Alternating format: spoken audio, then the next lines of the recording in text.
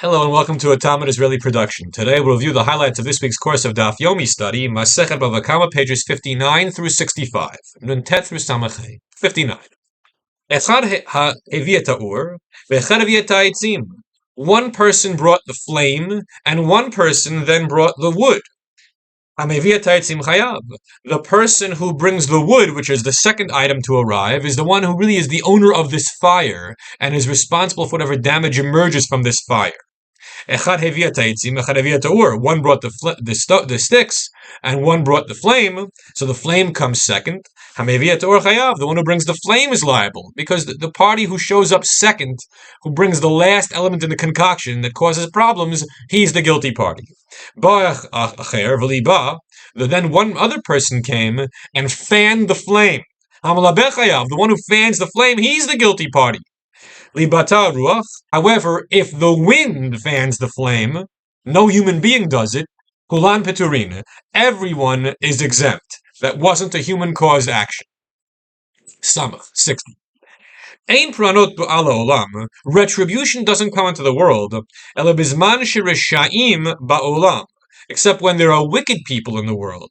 However, the retribution doesn't begin with the wicked, rather it begins with the righteous. Shenemar, as it says in the Torah, it shall be when a fire emerges, and it finds the thistles and the thorns. When does this fire cause and do damage? When there are thorns and thistles available for it to consume. However, it only begins by consuming the righteous. Shene'emar, as it says, v'ne'achal gadish, and the stack of grain was consumed.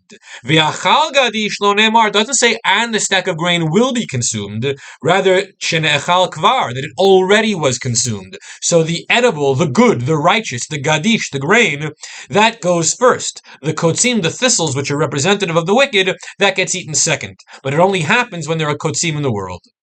Samach Aleph, 61. Haya gedi kafutlo. Let's say there was a stack of grain, and there was a gedi, a goat, which was tied to the stack of grain. Ve'evet samuchlo, and there was a slave, a Canaanite slave, in close proximity to the stack of grain. V'nisraf imo, and it all got burnt up in the fire. Chayav, the owner of the fire, the one responsible for having set the fire, is liable for paying damages over the loss of the grain and the goat. And the fact that a person died, we are not going to apply the concept of kom le'b'derab minei, apply the bigger penalty, which is for the death of a human being, because the owner of the fire is not responsible for the death of the human being, since the slave was not tied down and could have walked and should have walked away. However, Eved Kafutlo, Vagdi Samuchlo, if the slave was tied to the stack of grain and was unable to run away, and the goat was simply nearby but not tied down, then Patur, then the owner of the fire would be exempt from the payment of financial restitution, because the primary issue is that he killed someone, and we apply the principle of Kom le'b'derab minei, only impose the greater, more severe penalty. Samach Bet, 62. Gamal sheton pishtan.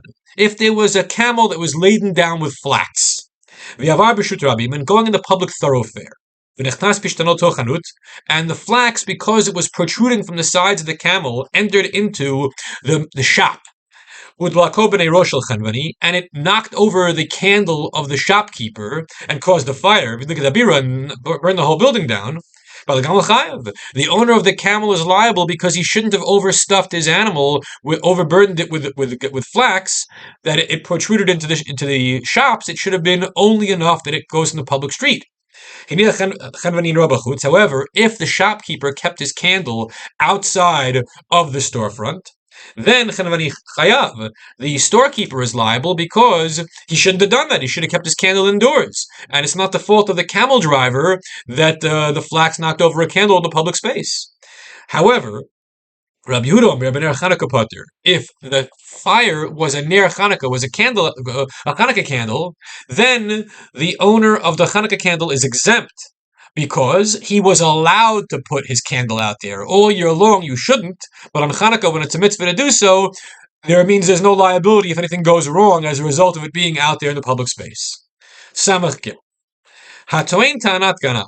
If a person claims b'pikadon, when they are a custodian watching over a deposit that was given to them, they're a shomer, and they claim the item was stolen, but it turned out that really they took it, they kept it for themselves. Misham tashlumei kefil, and you get caught, you got to pay double. Tabachol machar. And what happens if the guy slaughtered or sold the animal in question? He has to pay 4 or 5 times the value of the animal, like any other thief who gets caught in a similar situation. Samech Daled. Tana Devei Rabbi Shmuel. The Academy of Rabbi Shmuel taught the following: Kol parsha shenemra v'nishnet, any section of Torah which is stated and then repeated at a later place in the text. The only reason for the repetition is for the sake of the new things that are found in that piece of text. And so according to Rabbi Yishmael, we shouldn't be looking to split hairs concerning the bulk of that passage that is repeated, which is exactly the same. Rather, we are looking for the nuances that are chidushim, that are new, that were not found in the previous iteration of the text. This is consistent with Rabbi Yishmael's perspective of treating the Torah conservatively in his interpretations, in his exegesis, that you don't go overboard in one's darshanut. Samachay 65. Ganav taleh v'ne'asa ayil. What happens if a person stole an animal when it was young, and then it got older and it matured into a new status? It goes from a taleh to become an ayil, or an egel becomes a shur. So it's the same animal, but because it's in a different phase of life, it has a new name. That's a change that happens in the hands of the thief, and he becomes the owner of that animal. So, tavachu machar, if he were to slaughter or sell the animal, shalo tavech v'shlo mocher, he's slaughtering or selling his own animal, not that of his fellow. And as a result of that, as Rashi explains, he'd be exempt from making the 4 and 5 times payment. It's not a case of tavachu machar of his fellow's item, because it says, in fact, his own item. He simply has to pay back what he stole. Everyone have a great week.